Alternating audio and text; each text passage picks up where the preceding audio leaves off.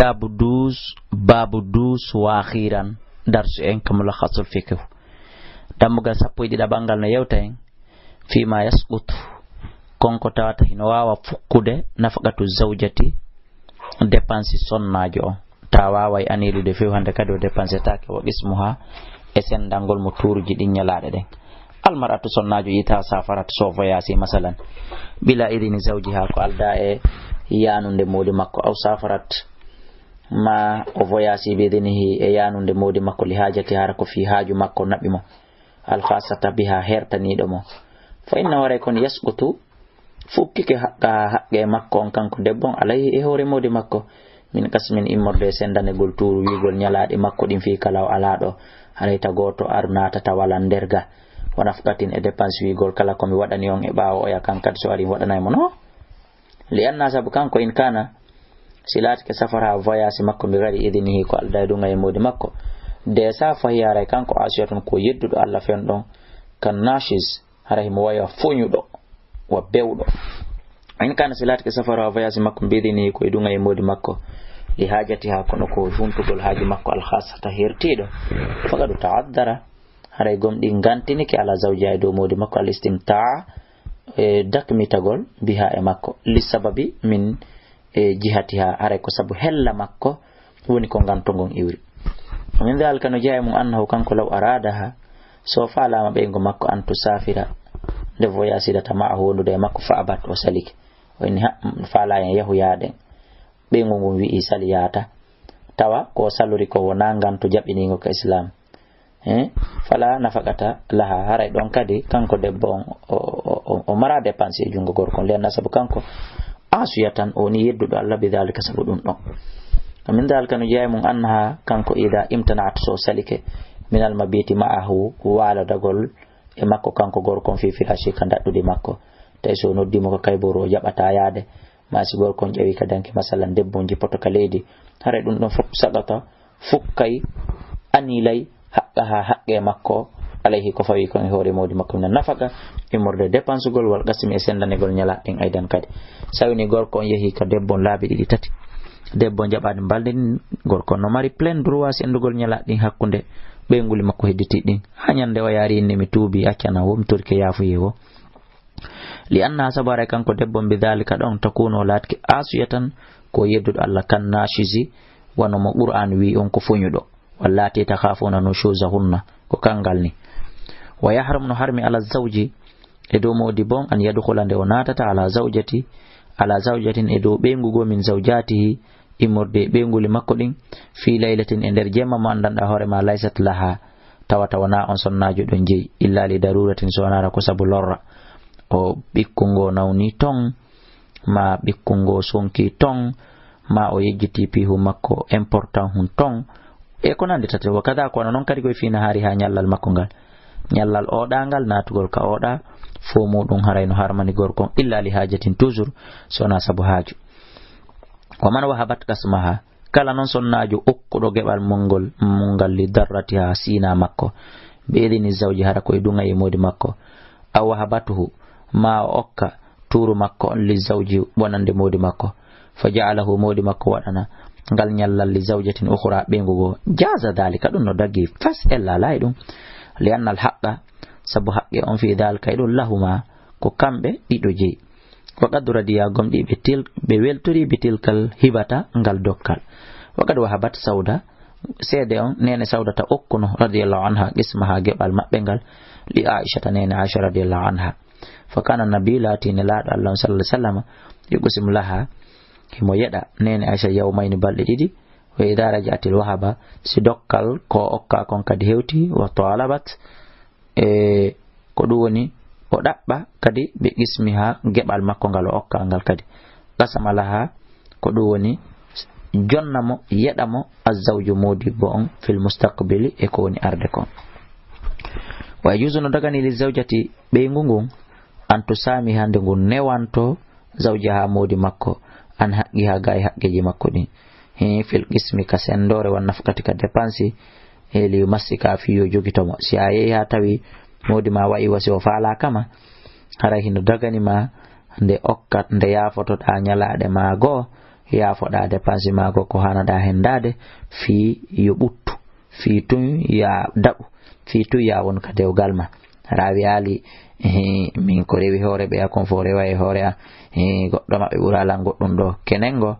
no yaha goɗɗo e maɓɓe ɓure ɗon sa watta liili wa tabga fi yo heddo fi ismati e nder dewgal makko ngal haray ɗum no moƴƴani mo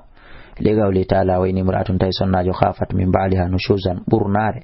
aw iradan fala junaha alayhim rabakkat fakiɓe an yusliha nde ɓe waɗata négociation sulhu baynahuma sulhan ka sulhu wasulhu khairu sabu ko sulhu ɓuri moƴƴude de di cergal labaka qalat aisha nena aisha maki radiyallahu anha yalla wele ɓe wo hiya koni ɗum almar'atu e ko sonnajo takunu o laato inda rajuli e jungo gorko la yastakthiru minha ta gorko ɗuɗɗina giggolngol e makko kanko tigi mo suti fo yuridu de saha gorko hino faala talaka ha accutugol mo taqulu o inna amsikni mi torkema honnan ɗo accan ɗo wala tutalliqni ta acci tan wa anta fi hillin an awni e nder indépendal minan nafqati immorde dépensugol alayya en wal qismi e sendor bi mana hande kadi dépensira noon ñande heɓuɗa o ñande jinnayil ma ngi lili wona to ka ñande yilaki o accu ɗon miɗo yaafi masalan ko sawda to nene sawda hina asanat tumande ɓe e su'unu wa khashiyat ɓe huli an yufariqa ha rasulullah sallam de nelaɗo accitata ɓe kono ɓe maaki qalat ɓe maaki he nelaɗo ila hande yawmi ñalɗi an ɗilli Aisha mi okkiɗi Aisha acce tum mi wona e dewgal ma ko wonata kon ko nelaɗo Allah sallallahu alaihi wasallam jombilan ɗum no hawranila radiyallahu anha koni feƴƴiri wa man tazawwaja kala jombuɗo bikran jiwum wa ma'aha ta no wondi e kun jiwu jomba kun ɗon gayraha ko ina makko mbi mana e jombi pay kun jombi jo ari tabisina kono islamu wi ya akhi aqama ko yo nyiɓu ko yo walu indaha ka nokko ka o jombajo ɗo saban jeeɗiɗi nanon jonte jeɗɗi ma lebbi jeɗɗi dey ma duuɓi jeɗɗi fi tum wi'ama saban hattama ɗon ko balɗe jeɗɗi nanon lereji jeɗɗi kadi dey ko balɗe jeeɗiɗi summa dara refti o yilto noon o yilodira ala nisa'ihi e sonnaɓe makko heditiɓe mbaɗa sabi ɓawa balɗe jeɗɗi timmi wondude sendugol turuji ɗin waɗa urɓa kala mo urɓa on adori kaka makko adorte ma kala mo ɓeya fo hawti wela wala yahtasaba alayha e o kontantamo tilka saba ɗen ɗon balɗe jeɗɗi naɓa anno mi woni kama balɗe jeɗɗi haray an on a fuɗɗorama haray joni ɗo yawde ka ɓeyaka tawno ɗen ɗon ko kado ɗen ɗon ɗe kontataki wa in tazawwaja so jombi thayiban cameɗɗo ko ɗum woni jombaɗo seedira gurdam ma mayde aqama indaha haray ko ñiɓata ka on ɗon salasatan ko balɗe tati summa dara refti o yiltodira ala nisa e sonna e makko hedditiɓɓen toujours wala yahtasiba alayha o kontantamo tilka salasa ɗen ɗon balɗe tati li hadis abi qilabata sabu hadis abi qilaba an anas ko ƴetta anas radiyallahu anhu wonde min sunnati no jeeyaka sunna ida tazawwaja al bikra si tawi woni e jiwo jombama ala sayibi e hoore cameɓɓe agama inda on tigi ñiɓay ka makko sabu an balɗe jeɗɗi wa gasama o senda noon turuji ɗin wa ida tazawwaja sayibu si cameɗɗo jombama agama koyo ñiɓe inda ha takko makko salasan balɗe tati thumma ɓusima refti sendeno wa qala abu qalaba oɗo maki law shi'tu simiɗo falanola qultum innayno in anasa e si tawi woni inna anasan wonde no anasi rafa'ahu o ɓantinde ɗo ñawre ila nabi fade ka nabajo Allah sallallahu alaihi wasallam rawahu shaykhan ko Bukhari e Muslim mi mana woni ko filli hadisi o wa in ahabbat as-sayyib si tawi noon wa in ahabbat as-sayyib oɗo debbo jombaɗo tawi noon ko seedaɗo si tawi o yiɗi o suɓike an yo qima nde ñiɓete indaka makko sabu an balɗe jeɗɗi fo ila ko yo ɗum waɗe ana tawi ko ɗum ɓurani mo haray ko yo waɗane balɗe jeɗɗi wagada mithla hunna haray kono noon o ñawanay balɗe jeeɗiɗi ɗen kadi yermum lil bawaqi wonande ɓe rewɓe hedditiɓe min darrati ha immorde siniraɓe makko suma bada dalika refti ɗum ɗon jibutata o fuɗɗe noon alqismu sendore nden ala hinna e dow maɓɓe laylatan jemma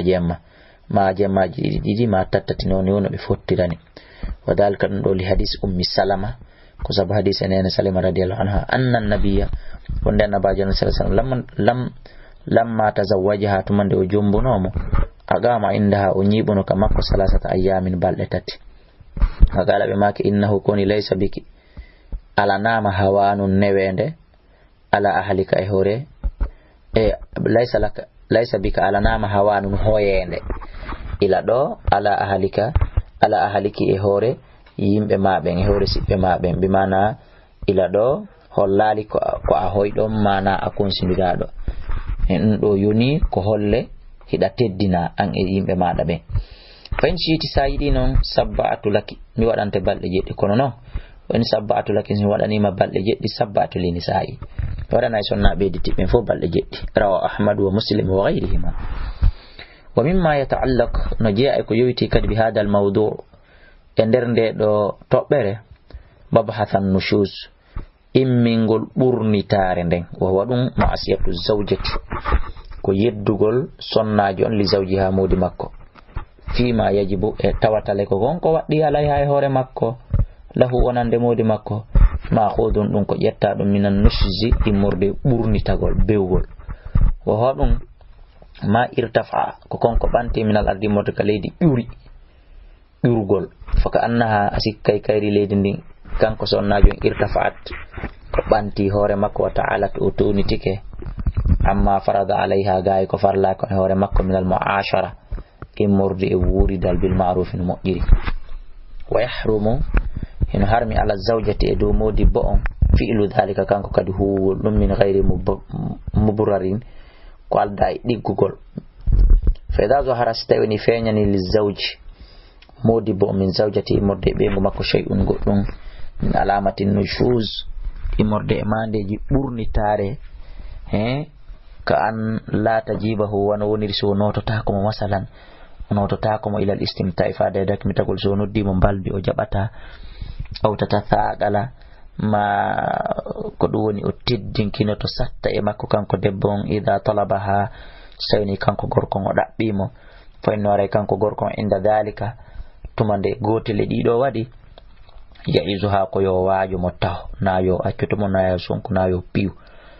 o yukhawifuha o hulbinira mo billahi alla moƴƴa o yadhkuruha o jantano mo andintina mo bi haqqi makko kanko gorkon alayha kon e hore makko kanko debbo on wama alayha e ko kala ko fawi mo kanko debbo min al ismi morde bakkatu idha khalafatu so lundike mo si o jabi yawa so jabal fain asarrat so dumike Allah no shoji burni tare nden e salagongol e toni tare nden baadal wa'zi baangu do waaju fa inna wara kanko gorkon kon o watta joni solution wi hujiru ha ko yo tajamo fil madjai kambalndi ona yo tajamo ka hala na yo ronko mo libande dépense masalan ben yatruka nde o tertoto madajata aha mudaji ataha walo dugol e makko fiw wala yukallimuha ta o yewtidata e makko muddatan dumun salasata ayyan balde tati no selli kawtajo mo ha balde tati nano yo feƴƴi don toujours fa in asarrat so dumike kadi o deppitike dum e ombone baadal hijiri baawo o tajede fa in nore kanko gorkon yadribu ha ko yo piwmo darban piggal ghayra mubarriyin harawnaati dungal ay ghayra shadidin harawnaati dungal ligawli taala sabu dalal Allah wallati ben takhafuna bi hudun nushuzahunna burnare mum faizuhunna wahjuruhunna fil madaji wa idha astawni nuddi kullun goto kala min az-zawjayn imorde resindirbe ben dido si tawi woni noddi zulmul akhara toñe o yala wonande be mana si goto kala mabbe wullitike no toña o yano toñi dum wa ta'addar ngantinike al islah maslaha bayna makko ne mabbe fa inal hakima handu ara nyaawo yabath ko yo himmi hakamayni nyaawo be dido adlayni nundu be dido min ahli ma imorde famiji mabbe din kambe dido mo ka be goto لأن الأقارب سبنون بربة باتادة بين أخبروا كبين برata humpitade bil alali ellaji wondi albatinati suudi didi wa garaba ko ben kadi burata battade ila al amanati faade holare nden fi daragol mabbe no mojjira wan nazari e taskagol fil maslaha e maslaha wa alayhim an fawibe an yanwiya dabe anniyoto kambe kadi al islam mojjinoygol fi hondu le kawli taala sabdala Allah wen khiftum si on huli shiga ga baynihima lurral hakkunde be resindirbe فبس ورايكم إمي هكما نياو من أهلي وهكما من أهلها إن يريد إسلام ستيتم بأنيك مؤدنو يقول يوفق الله بينهما هاري الله هورين دينو يايبه حقو نما بكم بديدو إن الله كان عليما خبيرا والحكمان نياو ببنديدو يفعلاني كوي بقولو الأصلح sulhu on ko moƴƴi kon min jam'in immorde e moɓodiral maɓɓe kamɓe ɗiɗo kala wo tafriqin e sertigal maɓɓe kamɓe ɗiɗo bi mana immorde e hawtindirgol ɓe sindidirgol ɓe bi awdin sabu lontingol aw biduni awdin ma ko wori lontingol wama intahaya ilayhi e ha kaɓe wawata hattude ɗon e muɗum amala bihi ɓe gollitira ɗum hallan ɗum ɗon ko itta e ɗo lil iskal wonande muskila on inchallah wallahu a'lam ko Allah subhanahu wa ta'ala ɓuri andude haray ko ɗo kitabu dus on lanni dambugal yewtugal ngal firisindirgol ngol e ñawoyede sangal ko ɗo lanni haray yo Allah subhanahu wa ta'ala on faami en haray mi jonnayi on da'iman wa abadan adresse ji an ɗin haray email on ka Facebook ko Elaji Abdoulaye Kala @yahoo.fr an ma numéro téléphone ji ɗin ko 628 60 5309 so telgi sel comme intéressel fo ko même numéro haray kala ko faala ɗon humpitade ɓuri ni kala ko faala ɗon faltede haray on nodday ɗo wawi humpodirde kala kadi ko faala ɗon lam faljutude haray miɗo tuɗi noppi fi muɗum fo muɗum on faljitayla e kala gantoji kon to won wullugol pay koy awa wono ɗojjugol makkoy enele haray on yafoto lanɗo musidɓe julɓe wona anni e an non kono noon kadi ko ngowre nden poɗata lam mi yewta yewtere nden nde ronka laaɓude nde ronka nanade moƴƴa ma mi yillidira konguɗi ɗin ɗum ɗon fo muɗum kadi haray on yafoto lam andi ko be mi wona